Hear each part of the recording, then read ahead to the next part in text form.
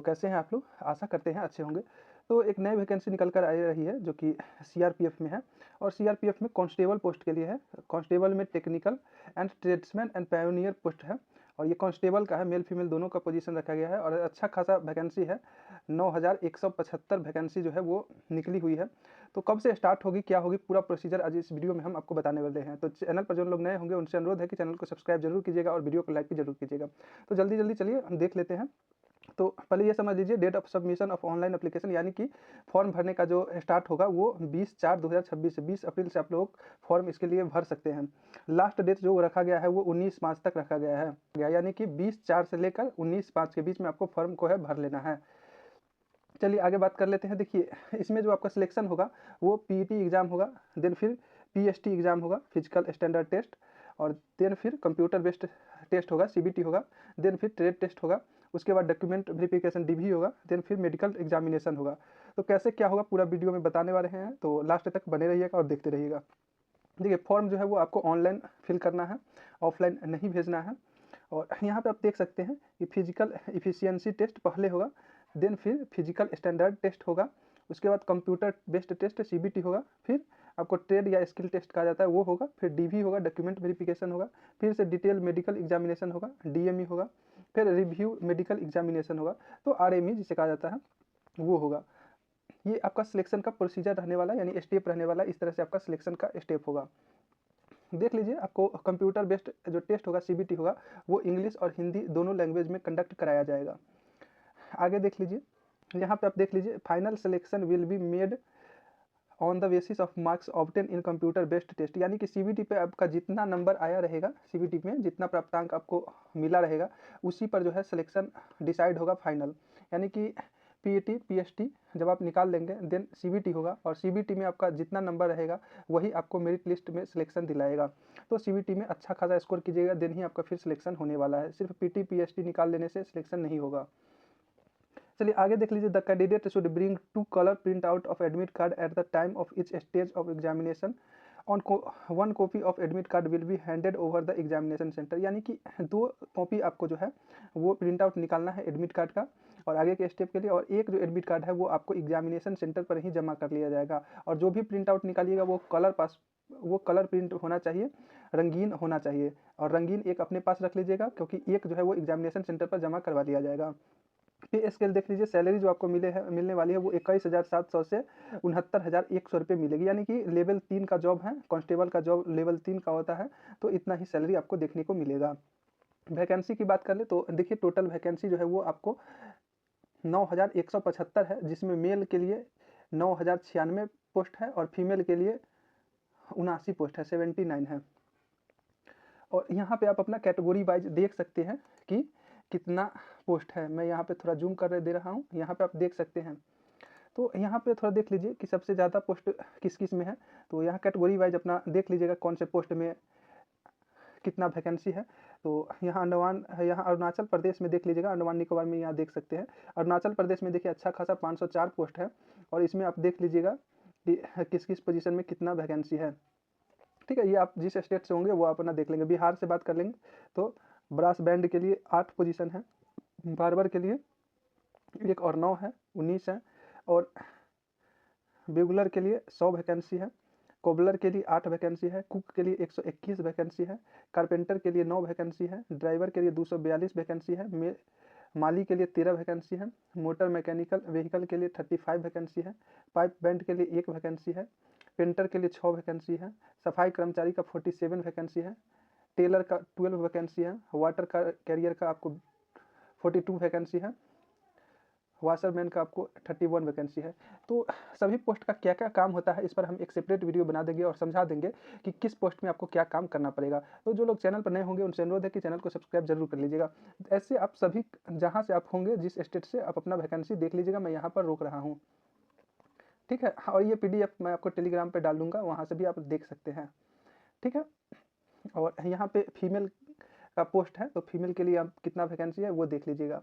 ऊपर ये मेल के लिए था, फॉर मेल पोस्ट है, और ये जो है अभी जो हम नीचे दिखाए हैं ये फीमेल के लिए है। तो फीमेल जो भी होंगे वो अपना यहाँ से देख लीजिएगा स्टेट वाइज और पोस्ट वाइज कितना वैकेंसी किस स्टेट में और किस पोस्ट में है। आगे बात कर लेते हैं वैकेंसी ऑफ पायोनियर विंग्स के लिए।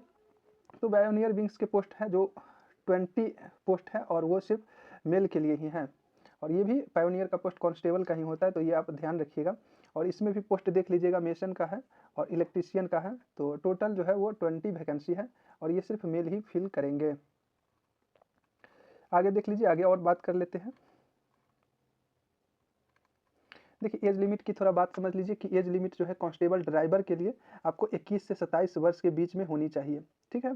और 1/1/2026 काउंट होगा, इतना समय तक आपको होना चाहिए। और बात करें तो 2 तारीख 1वां महीना यानी 2 जनवरी 1999 से लेकर 1 जनवरी 2005 के बीच में जिनका भी जन्म तिथि होगा वो अप्लाई कांस्टेबल ड्राइवर के लिए कर सकते हैं। वही बात कर लेते हैं कांस्टेबल में motor mechanic vehicle, cobbler, carpenter, tailor, brass band, pipe band, gardener, bugler, painter, cook, barber cum hairdresser, washerman and women, water carrier, सफाई कर्मचारी, मेसन, प्लम्बर, इलेक्ट्रीशियन, इन सब के लिए 18 से 23 वर्ष रखा गया। एज रिलैक्सेशन भी है तो वो मैं आगे बता रहा हूँ। और ये जो 18 से 23 वर्ष उम्र सीमा चाहिए वो 1 जनवरी 2026 तक हो जानी चाहिए। और ये आपका डेट ऑफ बर्थ अगर 2 जनवरी 2003 से लेकर 1 जनवरी 2008 के बीच में है तो आप फॉर्म फिल कर सकते हैं इस पोस्ट के लिए। आगे बात कर लेते हैं रिलैक्सेशन के लिए। तो एज रिलैक्सेशन जो है वहाँ पे देख सकते हैं वो आपको SC ST के लिए 5 वर्ष के लिए एज रिलैक्सेशन दिया गया है। यानी कि जब आप SC कैटेगरी से रहेंगे तो यहाँ कांस्टेबल के पोस्ट के लिए आपको 27 में 5 साल जोड़ लीजिएगा तो उतना समय तक ले यानी कि 32 साल तक उम्र है तो आप फॉर्म फिलअप कर सकते हैं। और वही आप कांस्टेबल इस सब पोस्ट की बात करें तो इसमें आपका 28 साल तक उम्र है तो आप फॉर्म फिलअप कर सकते हैं SC ST कैंडिडेट सिर्फ। और OBC से जो भी कैंडिडेट है उनको 3 साल का रिजर्वेशन दिया गया है, तो वो कांस्टेबल ड्राइवर के लिए 30 साल तक जिनका उम्र होगा वो फॉर्म फिलअप कर सकते हैं।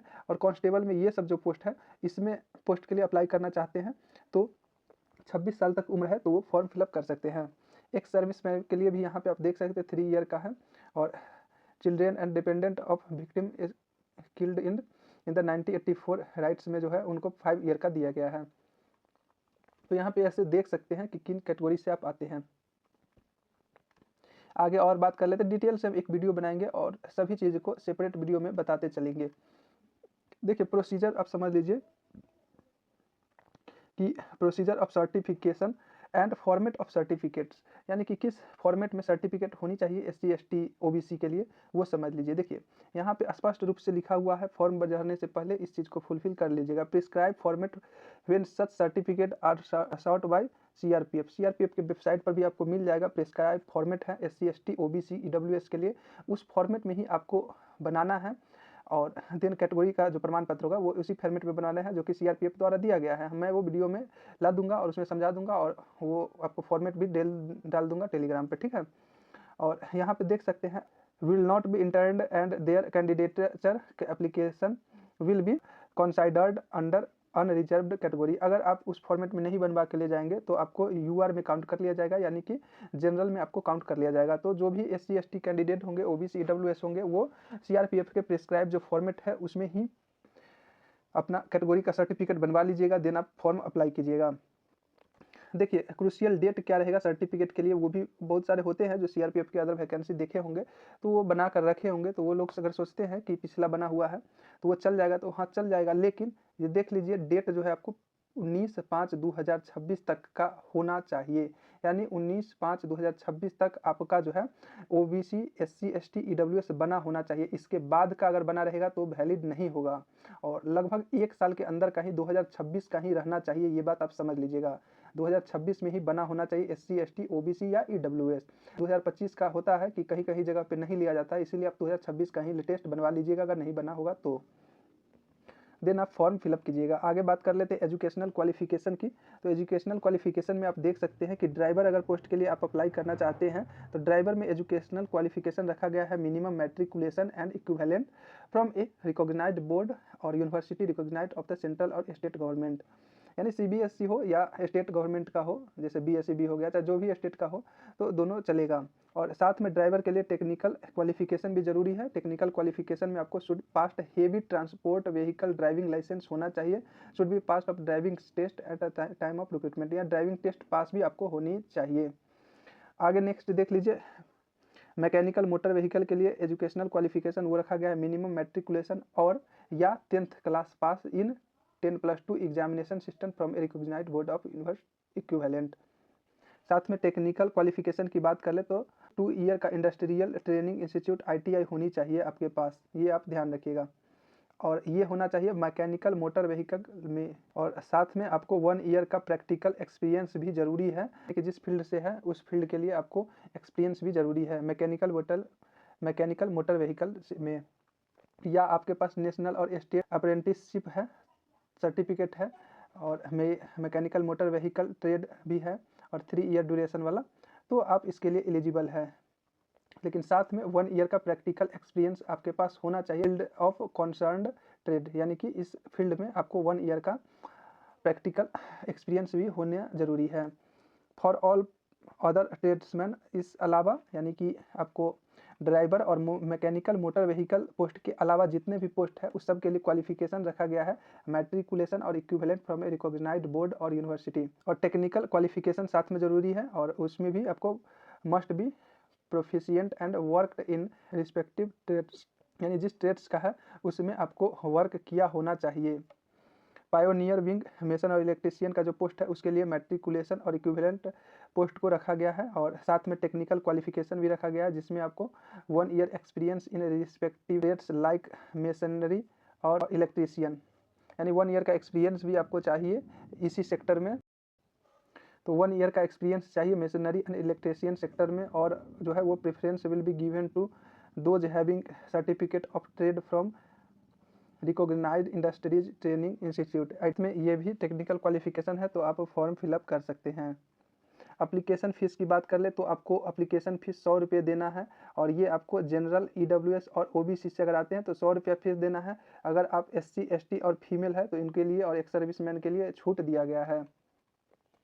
आगे बात कर लेते हैं centre of PET PST trade test and DV and DME RME के लिए कहाँ दिया गया है। तो यहाँ पे आप देख सकते हैं स्टेट जैसे असम हो गया तो असम में 3 सेंटर है जहाँ पे इनका PET PST या trade test DV DME RME होगा।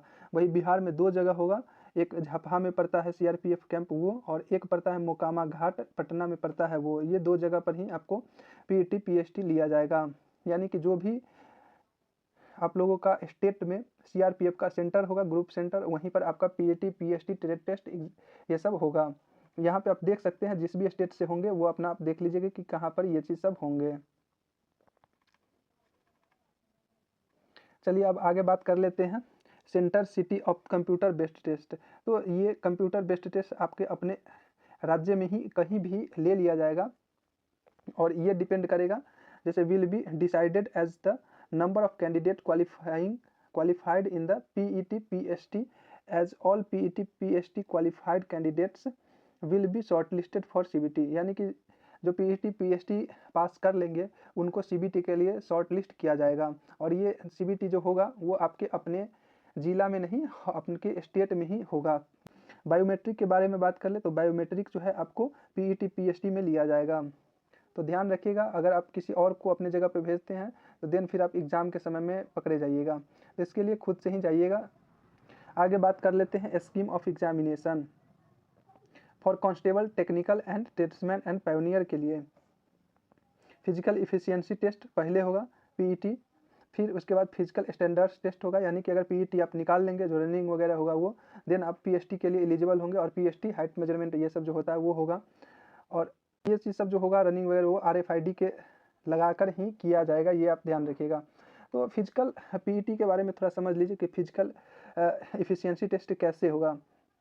देखिए candidate have clear the PET यानी कि रेस आपका होगा PET क्वालिफाई करने के लिए आपको रेस करना होगा। उसमें देख लीजिए ये सब पोस्ट है, सिटी ड्राइवर हो गया, कांस्टेबल मोटर हो गया, motor mechanical vehicle, gardener, painter, carpenter, brass band, pipe band, cobbler, tailor, bugler, ये सब अगर पोस्ट है तो आपके लिए 5 किलोमीटर का रन होगा जिसके लिए 24 मिनट का समय दिया जाएगा। अगर फीमेल से है तो आपको 1600 मीटर का रन कराया जाएगा 1.6 किलोमीटर का, और 8.5 मिनट में कंप्लीट करना है। इससे ज़्यादा लेने पर आपको फेल कर दिया जाएगा। समय जो है आपको पूरा दिया जाएगा, 24 मिनट दिया है तो 24 मिनट ही दिया जाएगा, ना उससे कम दिया जाएगा और ना इससे ज़्यादा दिया जाएगा। ये बात आपको ध्यान रखनी है। बात कर लेते हैं कुक के लिए वाटर कैरियर के लिए, बार्बर के लिए, हेयर ड्रेसर के लिए, वाशरमैन के लिए, वाशरवोमैन के लिए, सफाई कर्मचारी के लिए। तो इनके लिए मेल का 1.6 किलोमीटर का रन रखा गया है, यानी 1600 मीटर का रन रखा गया है और 10 मिनट का समय दिया जाएगा। फीमेल के लिए 1600 मीटर 12 मिनट के अंदर पूरा करना है। तो ये इजीली जो है 1600 मीटर के रन 10 मिनट में क्लियर कर लेंगे। तो इस सब का कटअप जो है वो ज़्यादा जाएगा सीबीटी का, तो इसके लिए आपको सीबीटी पर ज़्यादा ध्यान रखना है। बात कर लेते पायोनियर विंग्स में पोस्ट जो निकला हुआ है उसमें जो है आपको 1.6 किलोमीटर का रन होगा और 9 मिनट के अंदर आप लोगों को पूरा करना है। आगे बात कर लेते हैं फिजिकल स्टैंडर्ड टेस्ट के लिए, तो पीएसटी जिसे कहा जाता है। तो पीएसटी में हाइट जो है वो रखा गया है मेल के लिए 170 सेंटीमीटर कम से कम होना चाहिए, इससे कम है यानी 169.5 भी है तो आपको छांट दिया जाएगा, क्योंकि वहाँ पे मशीन से नापा जाता है तो थोड़ा कम ही हो जाता है, तो आपको नहीं होगा। 170 या 170 से ऊपर है तभी होगा। फीमेल के लिए 157 मिनिमम रखा गया है, इससे कम है तो नहीं होगा। लेकिन कुछ के लिए रिलैक्सेशन भी रखा गया है हाइट में, तो वो देख लीजिए। रिलैक्सेशन जो है वो रखा गया है all candidate belonging to scheduled tribe ST category से है, तो मेल में आपको जो है वो 162.5 रखा गया है, फीमेल के लिए 150 रखा गया है। ST scheduled tribe candidate of north eastern state any state से आते हैं तो 157 रखा गया है और फीमेल में 147.5 रखा गया है। तो इस तरह से आप अपने कैटेगरी को देख सकते हैं, जिस कैटेगरी से होंगे तो आपको हाइट रिलैक्सेशन का भी दिया जाएगा। आगे बात कर लेते हैं चेस्ट के बारे में। तो चेस्ट जो है आपको कम से कम 80 सेंटीमीटर होनी चाहिए बिना फुलाए हुए, और फुलाकर 5 सेंटीमीटर एक्सटेंड होना चाहिए। एक्सपेंशन जो है वो 5 सेंटीमीटर का होना चाहिए, यानी मिनिमम आपका 80 सेंटीमीटर तो होना ही चाहिए। और फुला के आप 5 सेंटीमीटर करें, 6 सेंटीमीटर करें या 10 सेंटीमीटर करें, वो कितना भी कीजिएगा उससे मतलब नहीं है, लेकिन मिनिमम से मतलब है आपको 80 सेंटीमीटर से कम नहीं होनी चाहिए। कुछ कुछ केस में कहीं कहीं पर सेंटर वाले अच्छे होते हैं तो 79 भी फुल रहा होता है, तो उनको डिप्स वगैरह ये मारने के लिए बोला जाता है और देन उनको फिर ले भी लिया जाता है। तो ये बात का आपको ध्यान रखेंगे। यहाँ पे देख लीजिए रिलैक्सेशन भी दिया जाता है चेस्ट मेजरमेंट में भी, तो वो देख लीजिए। तो शेड्यूल ट्राइब के लिए वो 76 सेंटीमीटर रखा गया है और मिनिमम जो है वो 5 सेंटीमीटर का, यानी 5 सेंटीमीटर तो कम से कम फुलाव होनी चाहिए, उससे कम नहीं होनी चाहिए। और यहाँ पर एक्सपेंडेड जो है वो 76 सेंटीमीटर रखा गया है। तो आप जिस कैटेगरी से होंगे यहाँ पे आप देख लीजिएगा। लद्दाख वगैरह जो होते हैं हिमाचल प्रदेश इस साइड के, उनके लिए 78 रखा गया है, लेकिन फुलाना उनको भी 5 सेंटीमीटर रहता है, यानी हर कंडीशन में 5 सेंटीमीटर का फुलाव जरूरी है। देखिए आगे है chest measurement of female candidate. Female candidate के लिए चेस्ट मेजरमेंट नहीं किया जाता है, ये आप ध्यान रखिएगा। तो फीमेल कैंडिडेट का चेस्ट मेजरमेंट नहीं होगा। वेट के लिए बात कर ले तो proportionate to height and age, यानी आपका कितना उम्र है और हाइट क्या है उसके अकॉर्डिंग इन लोगों का अलग पैमाना होता है, उसके अकॉर्डिंग ही वेट होनी ज़रूरी होती है। तो इसके बारे में भी हम एक डिटेल में बता देंगे वीडियो किसमें कितनी ज़रूरी होती है। आगे बात कर लेते हैं कंप्यूटर टेस्ट सीबीटी के बारे में जान लीजिए। तो 100 क्वेश्चन रहेंगे और 100 मार्क्स का रहेंगे, जिसमें आपको जनरल इंटेलिजेंस यानी एसएसजीडी का फॉर्म फिलअप किए होइएगा, तो आप समझ जाइएगा कि वैसा ही सेम इसमें भी पैटर्न रहता है। तो जनरल इंटेलिजेंस एंड रीजनिंग के लिए जो है वो आपको 25 क्वेश्चन रहेंगे और 25 नंबर के होंगे। वही आपको general knowledge and general awareness के लिए 25 क्वेश्चन रहेंगे, 25 नंबर के रहेंगे। एलिमेंट्री मैथमेटिक्स के लिए आपको मैथमेटिक्स में 25 क्वेश्चन रहेंगे, 25 नंबर के रहेंगे। इंग्लिश या हिंदी 25 क्वेश्चन रहेंगे और 25 नंबर के रहेंगे, यानी आपको अगर हिंदी अच्छा है तो आप हिंदी चूज कीजिएगा फॉर्म फिलअप के समय में ही, या इंग्लिश अच्छा है तो आप इंग्लिश में ही इंग्लिश के प्रश्नों को ही दीजिएगा, यानी दोनों में से आप ये दोनों में से कोई एक चुनना रहता है। तो ज़्यादातर जो है हिंदी स्टूडेंट चुनते हैं क्योंकि हिंदी आसान होता है। और टाइम ड्यूरेशन की बात करें तो 2 घंटा में आपको टोटल 100 प्रश्न को हल करने रहते हैं, जो कि बहुत ही अच्छा है। एसएससीजीडी में तो बहुत कम समय दिया जाता है। देखिए टोटल जो प्रश्न होंगे वो ऑब्जेक्टिव टाइप क्वेश्चन रहेंगे, ये तो सभी लोग जानते ही होंगे। और निगेटिव मार्किंग 1/4 रहेंगे, यानी 4 अगर आप प्रश्न को गलत कर लेते हैं तो एक सही प्रश्न भी आपको गलत काट लिया जाएगा, गलत हो जाएगा। तो 0.25 निगेटिव मार्किंग भी है, ये ध्यान रखिएगा। The question in the CBT will be matriculation level, यानी मैट्रिकुलेशन 10वीं स्तर के ही प्रश्न आपको सीबीटी में पूछे जाएंगे। सिलेबस और एग्जामिनेशन के बारे में यहाँ से डिटेल में हम एक वीडियो बना देंगे, अगर आपको देखना है तो ये देख लीजिए। एक डिटेल वीडियो बना देंगे और उसमें हम समझा देंगे चैप्टर वाइज क्या आपको पढ़ना है। आगे बात कर लेते हैं। हाँ यहाँ पे देखिए मोड ऑफ सिलेक्शन की बात कर लें तो मोड ऑफ सिलेक्शन में पहले पीईटी होगा, देन पीएसटी होगा, ये तो हम ऊपर ही बता दिए थे। सीबीटी होगा, फिर ट्रेड स्किल टेस्ट होगा, फिर डॉक्यूमेंट वेरिफिकेशन होगा, देन फिर मेडिकल एग्जामिनेशन होगा, डीएमई और आरएमई जो होता है वो होगा। और यहाँ पे देख सकते हैं candidates who qualify PET PST will be short listed to appear in CBT, यानी कि अगर पीटी पीएसटी में आप क्वालिफाई करते हैं देन शॉर्ट लिस्ट किए जाएंगे आप सीबीटी के लिए, यानी कंप्यूटर बेस्ड टेस्ट के लिए, जो कि ऑनलाइन आपको होगा एग्जाम। यहाँ पे आप देख सकते हैं आगे भी मैं कुछ है इंपॉर्टेंट चीज़ वो मैं आपको बता रहा हूँ। यहाँ पे हम आपको दिखा देना चाहते हैं, हम आपको ऊपर ही बताए हैं कि जिस कैटेगरी से होंगे आप उसके लिए एक प्रिस्क्राइब फॉर्मेट सीआरपीएफ का दिया जाता है, उस फॉर्मेट में ही आप अपना सर्टिफिकेट बनाकर अपलोड कीजिएगा, या आप उसका डिटेल दीजिएगा या बना कर रखिएगा, क्योंकि अगर आप पीईटी पीएसटी के बाद जब डीवी वगैरह में जाइएगा तो इसी फॉर्मेट में मांगा जाएगा, अगर नहीं रहेगा तो फिर आपको जनरल में रख दिया जाएगा। तो ये फॉर्मेट में आप बना लेना है। तो ये एससी एसटी कैंडिडेट होंगे तो ये फॉर्मेट में आपको सर्टिफिकेट बनवाना है। और यहाँ पे आप देख सकते होइएगा कि सील ऑफिसर का कैसे क्या बनवाना होता है, वो मैं आपको एक अलग सेपरेट वीडियो में बता दूंगा। तो यहाँ पे आपको ये फॉर्मेट मैं दिखा रहा हूँ, देखिए ओबीसी से है तो इस फॉर्मेट में आपको बनवाना रहता है, डिस्ट्रिक्ट मजिस्ट्रेट का यहाँ पे साइन वगैरह भी करवाना रहता है, देन ये बन जाता है। तो यहाँ पे आप हाइट, जिनको हाइट या चेस्ट मेजरमेंट में छूट चाहिए उनके लिए इस फॉर्मेट में सर्टिफिकेट बनवा कर ले जाना होता है, देन ही उनको छूट दिया जाता है। अगर नहीं ले जाएगा तो फिर छूट नहीं दिया जाएगा। तो इस बात को आप ध्यान देंगे फॉर्म फिलअप करने से पहले। तो आशा करते हैं आप लोगों के लिए वीडियो उपयोगी रहा होगा। तो मिलते हैं फिर नेक्स्ट वीडियो में।